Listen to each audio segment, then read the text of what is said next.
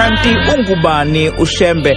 Umbuzo okhona lo abantu abanawo nesicabanga ukuthi ngengxoxo esuke sibanawo njalo nje emeseligaменxe ihora lesikhombisa khona la emsakazweni Ukhozi FM kuyisabatha lapha ke abantu bayakwazi ukuthi bephenduleke. Inkosi ihlabelelo zamaNazaretha kanti isihloko sethu sithi ubunaziri nezinwele. Ubunaziri igama lesHebheru singasho sithi lapha ke Ubunazaretha nezinwele. Sona sihloko sethu namhlanje sisibheka sisidingithe kube ngithi sisidingithe no Dr. Ngogi Mahaye. Siyamazi ukuthi indodana kaMfundisi ubaba uMahaye ongasekho kanti lapha ke enkandla ekuhlonipheni lapha ke ethempeleni. Ngokukhulu kwethu abadokotela sikubelele sikwamukele emsakazweni Ukhozi FM.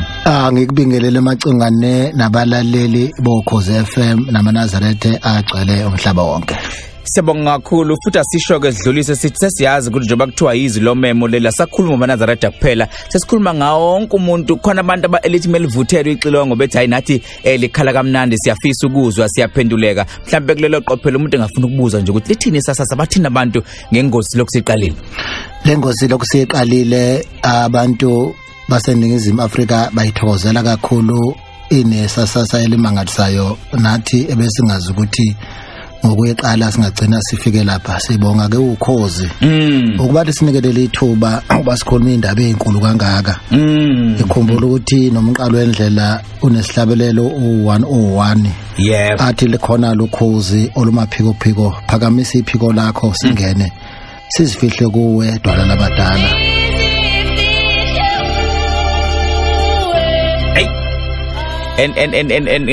Angazi ukuthi umqalo wendlela wayeboneni la noma ebone ama characteristics Ukhozi njengenyoni ukuthi yakheke kanjani, isebenza kanjani, ihluka kanjani kwezinye inyoni kanjalo noKhozi mebefuna ukuyiqamba njengesteshi bebuka amandla abanawo nababona yona lenyoni le besikhuluma figuratively. So ke uShembe uthi ke Ukhozi aliphakamisa amaphiko nathi sisho njalo ke mekulesikhathi sithi Ukhozi asibonge ngeplatform ngoba liphakamisa amaphiko ukuthi bonke abantu beze ngempela bezoncela kogwansile umbele. Mhlawumbe sibheke isihloko sethu namhlanje ubunaziri nezinwele. Siyazi mawuyiNazaretha abantu bakubona ngenwele. Ake sisichaze lesihloko.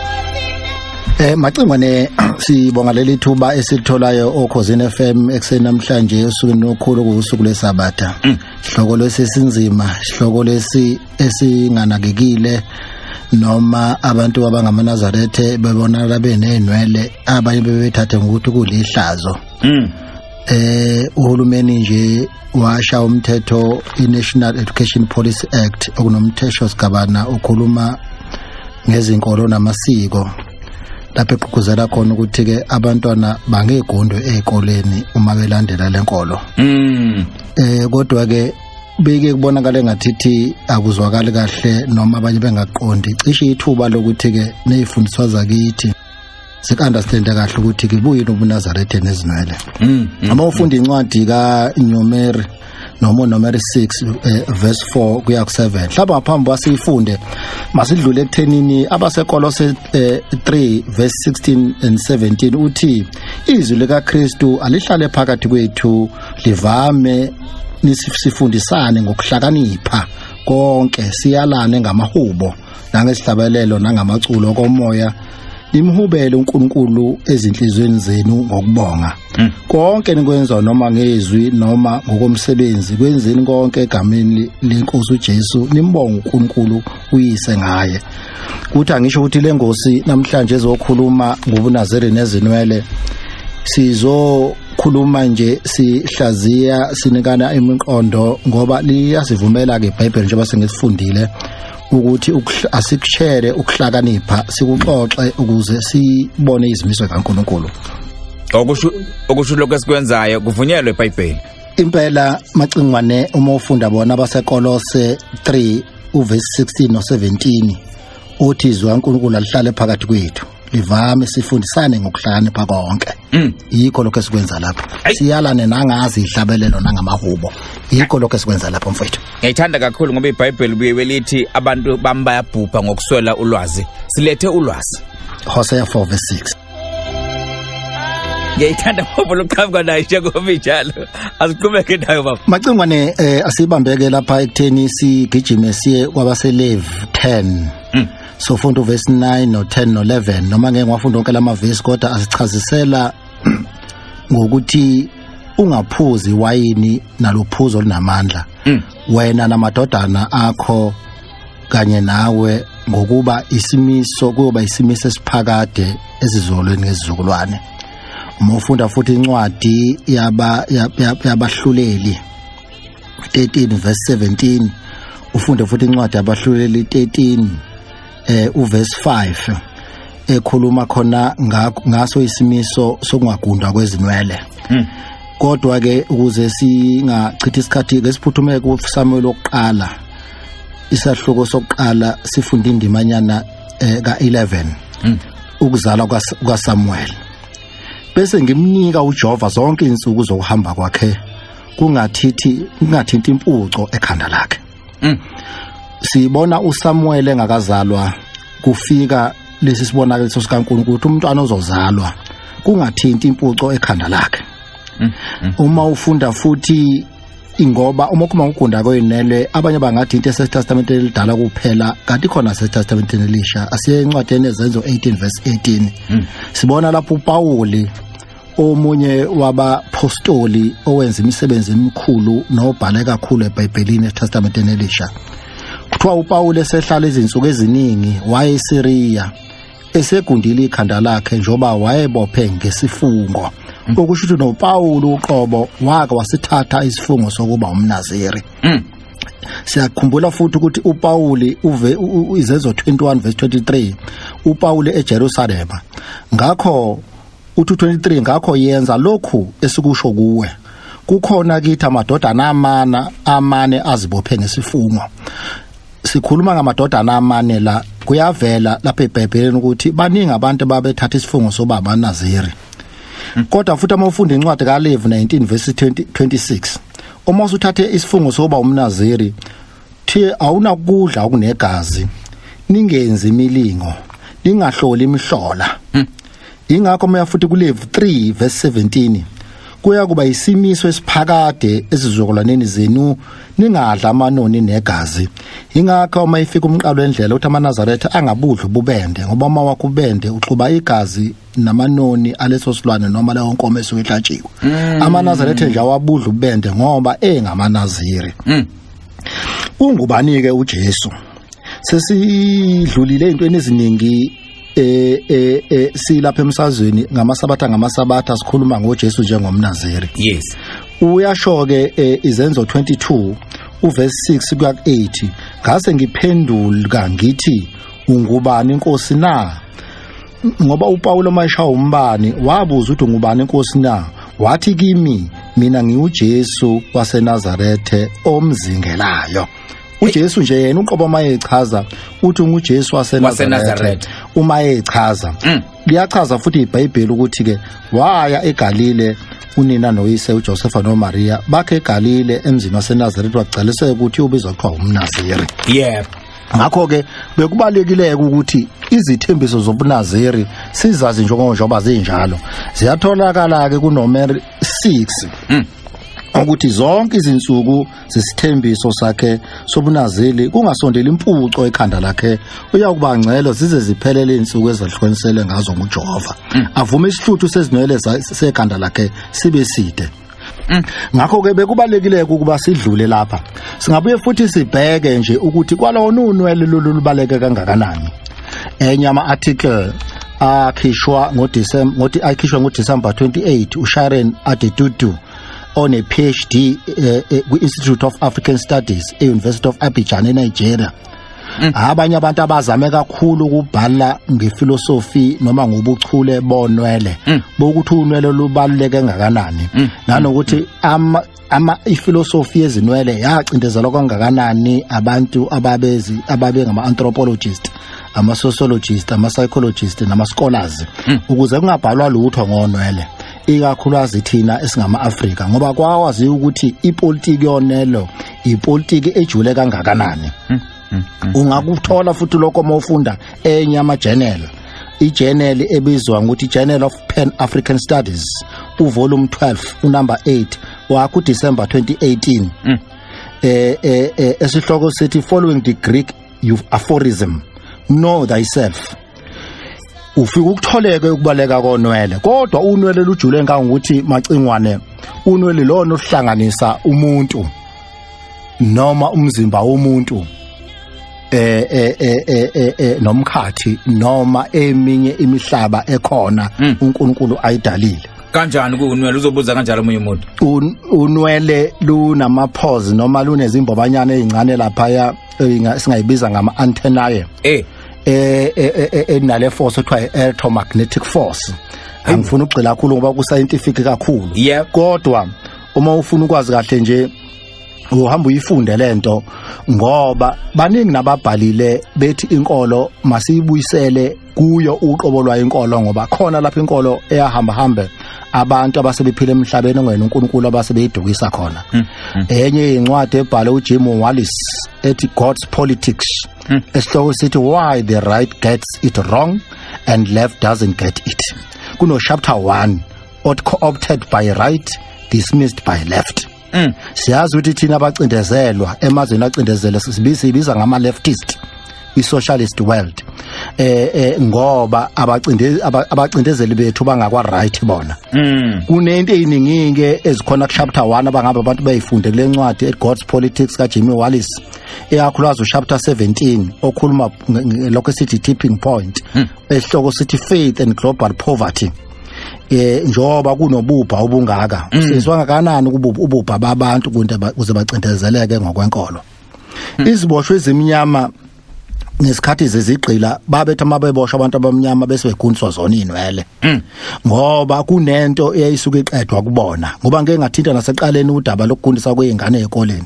Ungaye ekoleni zabantu abamhlophe ngeke uzuyibone ingane emhlophe igundile, ngeke uzuyibone ingane lohlanga igundiswa, kodwa thina sasingagundiswa ngenxa uba kufuneka kube sibe clean kuphela kuthiwa kufanele kube neat kodwa kwakwenzela ukuze sinqundwe amandla.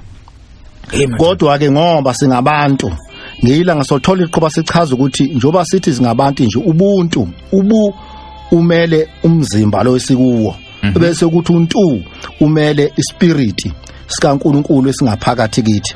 Thina ke ema-Afrika ngokukhandwa uNkulunkulu uma ekhandwa Adam noEva sikhandwa thina esethi spirit sidonsa kakhulu kulenyanga ebizwa ukuthi serious. Oba nathi sinethi solar system yomzimba esihlanganisa nemvelo esivikelayo ngaphakathi emzimbeni womuntu kunamandla anawo esingawahlukanisa kasikhombisa lawo sobezwa ngithiwa chakras okuwona asi connector noma sihlanganisa nezinkanyezi ezehlukahlukene ezenza sikwazi ukuphila omelikweni no serious A serious B. Kwakuthola lokhu kabanzi uma ufunde incwadi ebhalwe eyincitha chopho yakithi uMJ Bhengu esihloko sithi our connection with cosmetic order yona incwadi kodwa article ethi the path to self knowledge okhuluma ngecleansing laboratory ukuthi njengabantu abamnyama nathi kwesibe khona lapho esiyiklina khona.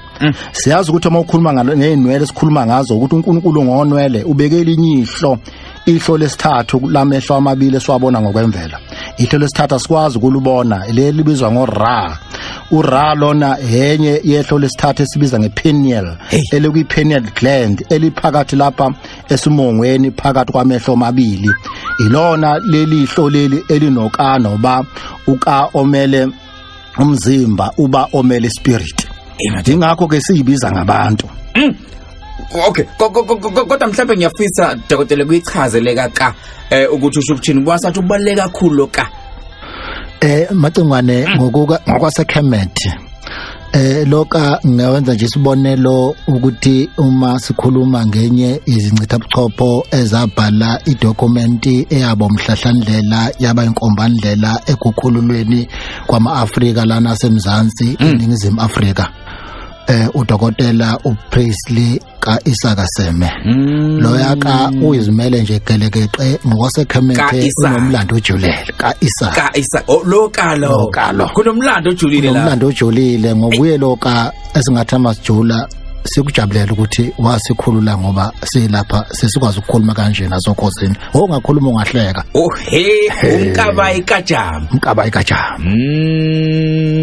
manje ke uma uyibheka ke lento eBhayibhelini uyibheka uShembe efika nayo sesiyabona uNkulunkulu ngempela uyakwazi ukuze emhlabeni azoletha kubantu imfihlakalo ezehlukahlukene njoba uShembe efike nemfihlakalo yonwele oba nonwele luyadla uyazi BK unwele luyadla ukudla konwele uvitamin B5 uvitamin B6 vitamin B12 ibiotin izinc ifolic acid uvitamin A C D and E unelo luyadla ngoba nalo unelo lumuntu ingakho ke sinalokho esithi lune inherent electromagnetic energy ekuyona ekwazi ukuthi umuntu imhlukanise komunye ngalo inina unwele ngakho iBhayibheli amalikhuluma ngonwele lukhuluma ngesifungo esikhulu amayifika umqalo endlela uthi thina masithatha ke isinqumo soba amanaziri masehlonse uNkulunkulu impilo yethu yonke ngoba ubunaziri behlukene nabo ngeigaba khona umuntu obukhetha ubunaziri khona umuntu osuke ezulwini eseyumnaziri ufebe umnaziri emhlabeni impilo yakhe yonke bese khona umuntu obukhetha ubunaziri isikhathi esithile esibekiwe esiba khona umuntu okhetha ubunaziri impilo yakhe yonke abona nje uma ngoShembe ukhuluma ngoJesu bona bangamanaziri uqobo lwabo abasithathi isifungo sobunaziri abakhetha ubunaziri bazala bengamanaziri ikhaya labo elobunazaretha baqhamuka kubo ubunazaretha uqobo ababukhetha ubunazaretha kodwa ke mhlawumbe thina nathi sehlukene khona ababukhetha ubunazaretha khona bangabukhetha makhuma ngoSamson nje kwasekuzaleni kwakhe uSamson kwakuthiwa uyoba iNazaretha uSamuel kwazalwa kwathiwa nje seyozalwa iNazaretha nabapostoli abathile ngibabalileyo basigcinile isifungo sobunazaretha ngakho ke izinwele asiziqondo ukuthi ke zibaleke kangakanani zine secret yazo futhi uma ufunda nje incwadi ebhalwe uDr. Shabeng Singh Dunda ngoye 2015 esihloko sithi The Secret of Human Hair ufundo chapter 1 uphinde futhi funde enye ama article akhe athi Preserving the Homo sapiens Heritage icishe ama uyifunda yona ke icishe kuvezela ukuthi ke ubukhulu bukaNkulunkulu ebeka uSamuel benoSamson impilo yabo yonke ukuthi babone sifingo phakathi abo noNkulunkulu kwaqhamukapi hlabelelo samashumi ayisithupha hlabelelo 60 samaNazaretha ithi nabagunda amakhanda bayazongeza emaceleni nabagunda izilevu zabo ngokwephula umthetho lamazi ashiwo umqalo wendlela emacingwane efaka lobu bunazarethe efaka lezi inwele ngakho ke izinwele nobunazarethe into enkulu kabi ngoba kunamandla lomhlaba umile lomhlaba usamilena namhlanje sakwazi ukulwa nanezifo ngenxa yokuba khona kwabantu abangamanazarethe abangamanaziri ngoba lokhu kuyoba khona kuze kube phakade. Ngiyabona ke manje sesiyegoqa kodwa sike sathi mesikhuluma singangena emoyeni waveza indaba ethi even professor laba osolwazi abahlonishwayo impela abafunde bagogoda efundeni ezahlukahlukene ezinye zazo eyona science le uthothi banenwele emakhanda amasenge sibabize ngamagama kodwa nje umlaleli uma ebhekela ecwaningelo uyobona ukuthi incitha buchophe eziningi zalapha kwelakithi namanye amazwe azisi impucu ekhanda cishe angisho ukuthi ngithini umuntu osoyihlaziyela cishe kunemfihlo ngonwele uMandela wahamba angisho ukuthi iNazaretha kodwa osopolitiki abaningi mabobheka babevele besho ngene isho abadlali babevele besho ngenwele zabo kodwa uMandela ngiyazi abaningi sebayagunda kodwa uMandela ayiwazi wahamba phela engakaze lapha ke ayibeke impuco ekhanda lakhe ngicabanga ukuthi namhlanje siyafunda ngoba ziningi izinto abantu abafuna ukuyiqonda ngabanzi ngoShembe kanti ungubani uShembe ezinye zezinto akazenzayo uyithathaphi namhlanje bakathi unombuzo ngonwele ukuthi abantu bakaShembe ungani bebenenwele hayi ngoba belahlekelwe ireza nabelahlekelwe isikele balandela into ekhona nangokweBhayibheli cishe macengwane ke sekuyohlonipheka kwazekeke lokho ngoba uthinta nje emlandweni wethu thina abantu abamnyama ababecindezelwe ngakho ke kubalekile ukuba ke siqonde ukuthi lokho ayekusho yena wayethunyiwe ubunazarethe ke asifake kubo umnikazi wakho konke usifake ke ubunazaretheni baphakade kuyisifungo saphakade ukuthi noma singangcoliswa noma yini noma nini kodwa ngazo zonke izikhathi idinga sihlambulule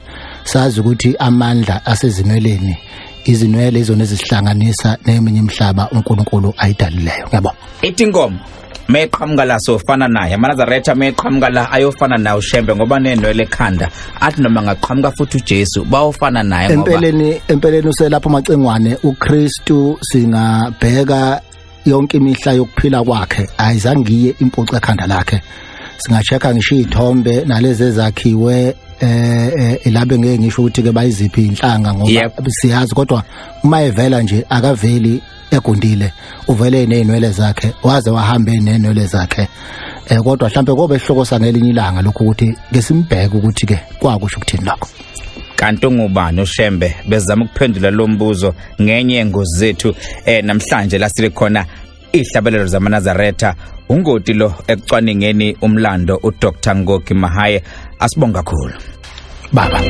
azasho